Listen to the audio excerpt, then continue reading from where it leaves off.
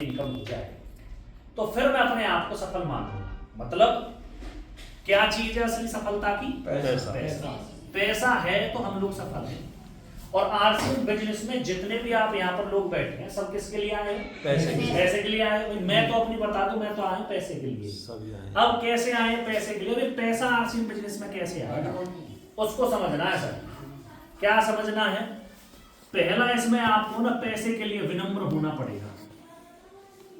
विनम्र अगर आप हैं, अगर ग्रेटिट्यूड फीलिंग आपके अंदर है तो आप लोग इस पैसे को लेने के पहले स्टेप को क्लियर करते हो। तो पहला काम क्या होगा जी? विनम्र। किसके प्रति विनम्र होना है? अपने अपलाइन के प्रति विनम्र होना है, अपनी टीम के प्रति विनम्र होना है। जो आप सभी बातचीत कर रहे थे तो वहां पर एक शब्द आ रहा था बार बार, रिलेशन। और विनम्रता हमेशा रिलेशन से ही बनती है। तो आपको हमेशा इस चीज पर फोकस करना है कि अगर मेरे कोड के नीचे कोई व्यक्ति 100 पीवी भी कर रहा है उसके लिए भी आपको विनम्र रहना, धन्यवाद करना है। ये नहीं कि ये 100 पीवी करता है ये कुछ नहीं करता, उसके लिए भी धन्यवाद करना है। ठीक है सर? तो किस किस के लिए विनम्र होना है? अपलाइन के लिए हमेशा और अपनी टीम के लिए। इन दोनों चीजों को आपको ध्यान रखना। दूसरा है, अगर आप किसी के प्रति विनम्र हो जाते हैं तो आप पर एजुकेशन आनी शुरू हो जाएगी, विद्या आनी शुरू हो जाएगी। क्योंकि अपलाइन से जो व्यक्ति विनम्रता के साथ बात कर रहा है तो अपलाइन उस पर फोकस करेगी नहीं करेगी सर? तो हमें अगर फोकस चाहिए तो विनम्र होना पड़ेगा, और विनम्र होंगे तो ही हमारे पास एजुकेशन आएगी। और एजुकेशन इस बिजनेस के अंदर है 6 बेसिक्स, 8 कोर स्टेप और 7 कार्डियन। ये चीज अब आप चेक कर लीजिए, क्या आप 6 बेसिक्स फॉलो कर रहे हैं? चेक कीजिए, क्या मैं पर डे आरसीएम के जो 100% प्रोडक्ट उन्हें यूज कर रहा हूं? क्या मैं फील्ड में जाकर के प्लान दे रहा हूं? क्या ये नहीं देखना मेरी अपलाइन दे रही है नहीं दे रही, अपने कोड से चेक करना है। क्योंकि आपका बिजनेस यहां से है, ए और बी किसकी है? ये दोनों के दोनों लेग में, लेकिन अपलाइन की भी तो है ए और बी। यहां अपलाइन का फोकस दोनों साइडों पर है, लेकिन आपका पैसा आपके कोड से ही आएगा। अपलाइन के कोड से कभी पैसा आता है मेरा? नहीं। अगर मैं ये सोचूं कि प्रताप सर काम करेंगे तो मैं काम करूंगा, प्रताप सर फील्ड में है तो मैं फील्ड में जाऊंगा, तो क्या मेरा पैसा आ जाएगा? नहीं। अपलाइन का पैसा अपलाइन के करने से आता है। इसलिए हमेशा ध्यान रखना है, खुद को करना है। अगर आपको पैसा चाहिए कर सकते हो सर। 8 कोर स्टेप में चेक कीजिए, सबसे पहला पॉइंट जो मैंने माना था वो है बुक्स रीड करना। क्या आप हर महीने बुक रीड कर रहे हैं? क्या आपके अपलाइन ने जो बुक आपको प्रमोट की क्या वो आप पढ़ रहे हैं? चेक कीजिए। क्या आप डेली कोई सीडी सुन रहे हैं? क्या आपकी अपने अपलाइन से बात हो रही है? क्या आपकी टीम में बात हो रही है? ये चीज हमको खुद को ही चेक करनी पड़ेगी। 7 कार्डिनल रूल्स जिस व्यक्ति ने फॉलो कर लिए इस बिजनेस में वो पैसे पर भी जाता है और सफलता भी लेता है। और जिसने ये दोनों की जो रूट है ना वो 7 कार्डिनल रूल है, 6 बेसिक और 8 कोर स्टेप। इन दोनों की जो जड़ है ना वो क्या है? 7 कार्डिनल रूल्स। जैसे सतीश पंडित जी बोलते थे कि हमारे इस बिजनेस की जो रूट है वो है प्लान। अगर हम प्लान दिखाते रहेंगे तो हमारा बिजनेस बढ़ता रहेगा। वैसे ही इन दोनों 6 बेसिक और 8 कोर स्टेप की रूट्स क्या हैं? 7 कार्डिनल रूल्स। नहीं पता है तो आज पढ़ लेना, अपने अपलाइन से पूछ लेना, गूगल से सर्च कर लेना, लेकिन इनको फॉलो करते रहना है अगर आपको बिजनेस में टॉप जाना है। ठीक है सर? अगर आप लोग एजुकेटेड हो गए तो आप लोगों के अंदर योग्यता आ जाएगी। क्या आ जाएगी सर? योग्यता। और यही है इंपॉर्टेंट यहां तक पहुंचने के लिए। अगर आप लोगों पर 6 बेसिक आ गए, 6 बेसिक में क्या है? प्लान दिखाना ही तो है। सब पर प्लान आता है ना यहाँ पर बैठे हुए व्यक्ति को? अगर आप पर प्लान देना आ गया है तो ये नहीं सोचना कि मुझ पर प्लान देना आ गया मैं सबके साथ भागूंगा। नहीं, गुरुदेव का एक ही फॉर्मूला है, वो है डुप्लीकेशन। क्या है सर जी? डुप्लीकेशन। डुप्लीकेशन। जो चीज आपने सीखी उसको अब सिखाना शुरू कर दो। क्या करना शुरू करना है सर? सिखाना। अगर आप मीटिंग में हैं तो मीटिंग में लेके आना शुरू करो। अगर आप अपने अपलाइन से बात कर रहे हो तो टीम को सिखाओ कि आपको इस अपलाइन से बात करनी ही करनी है, ये आपको सिखाना है सर। अगर आप डायमंड क्लब करते हो तो टीम को सिखाओ कि डायमंड क्लब आपको करना है।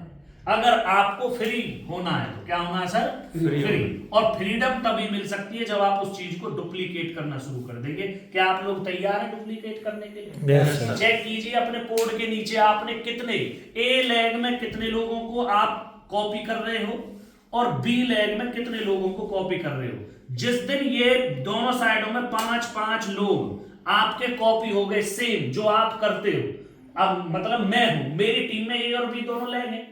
मैं डायमंड क्लब करता हूं तो मुझे चेक करने की जरूरत है मेरी ए लेग में 5 लोग हैं जो डायमंड क्लब करते हैं, बी लेग में 5 लोग हैं या नहीं है।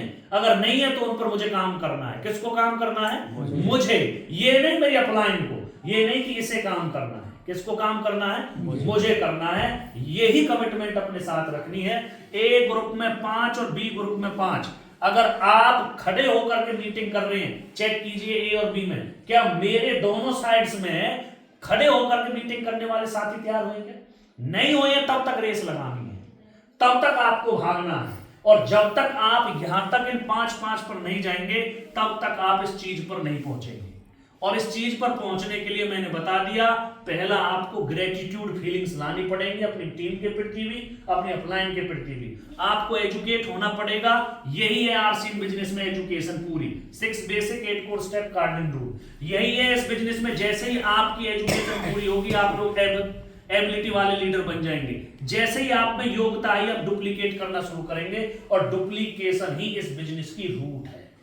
क्या है? रूट। इस पर आपको काम करना है। क्या बना रह जाएगा? ग्राहक। आप लोग क्या मान रहे हो अपने आपको? बिजनेसमैन। और बिजनेसमैन का मतलब ही होता है इन्वेस्टमेंट। क्या होता है सर? इन्वेस्टमेंट। सबसे पहली जो इन्वेस्टमेंट करनी होती है इस बिजनेस में वो करनी होती है सेल्फ पर। किस पर सर? सेल्फ। खुद पर, अपने ऊपर। अपने ऊपर क्या आपको इन्वेस्टमेंट करनी है? डायमंड क्लब 5000 पीवी क्या आप लोग कर रहे हैं? पहली इन्वेस्टमेंट तो यही है। दूसरा, क्या आप लोग किसी सेमिनार में जा रहे हैं सर? खुद, पहले खुद को ही जाना है। तीसरा, क्या आप बुक्स या टूल के लिए क्या आप खर्च कर रहे हैं क्या? पहली इन्वेस्टमेंट ये है। ये इन्वेस्टमेंट आपने खुद पर कर ली, फिर यही इन्वेस्टमेंट आपको किस पर करवानी है सर? टीम पर। किस पर? टीम पर। यही 3 चीजें हैं जो बिजनेस में घूम फिर करके आएंगी।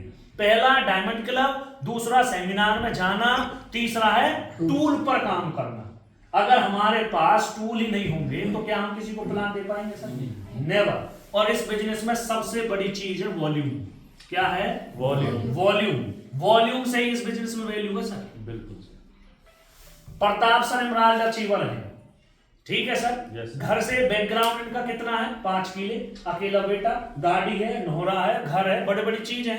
पर लेकिन इस बिजनेस में मैं कितना ही कहूं, या प्रताप जी खुद बोले कि भाई 5 किला का बोझ होता है, क्या वैल्यू होगी सर? नहीं। लेकिन किससे होगी? वॉल्यूम से। किससे होगी सर? वॉल्यूम। अगर प्रताप सर के कोड के नीचे 22-22 लाख बिजनेस है तो वो इमराल्ड हैं। वो उनके बैकग्राउंड घर को नहीं देख रहे। अब आपको चेक करना है। अगर मैं बात करूं गिरिराज जी की, यहां पर गिरिराज जी हैं और गिरिराज जी का बिजनेस इस तरह से डिजाइन है सर, ठीक है। गिरिराज जी का बिजनेस है 20,000। कितना? 20,000। अब गिरिराज जी की जो वैल्यू है ना, यहाँ पर आरसीएम में जो भी व्यक्ति इनको जानेगा वो जानेगा कि ये बिगनर हैं। क्या है सर? बिगनर का मतलब क्या हो गया? वॉल्यूम है इनका, इनके कोड के नीचे इनका वॉल्यूम है। डॉक्टर सुरेंद्र जी की पहचान किससे है? वॉल्यूम से है सर, वरना कोई पहचान नहीं है। इसलिए हमें क्या जनरेट करना है? वॉल्यूम। वॉल्यूम होगी तो क्या बनेगा? वैल्यू होगी सर।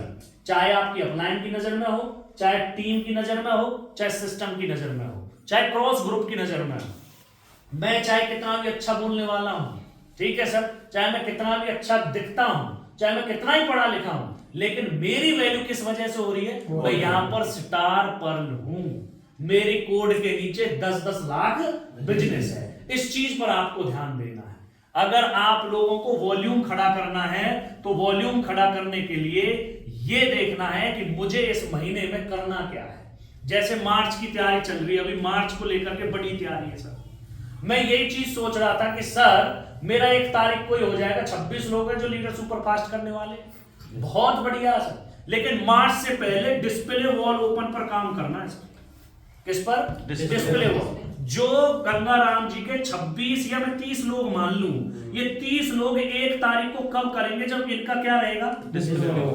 अब गंगाराम जी को चेक करने की जरूरत है क्या इन 30 लोगों की डिस्प्ले वॉल ओपन है।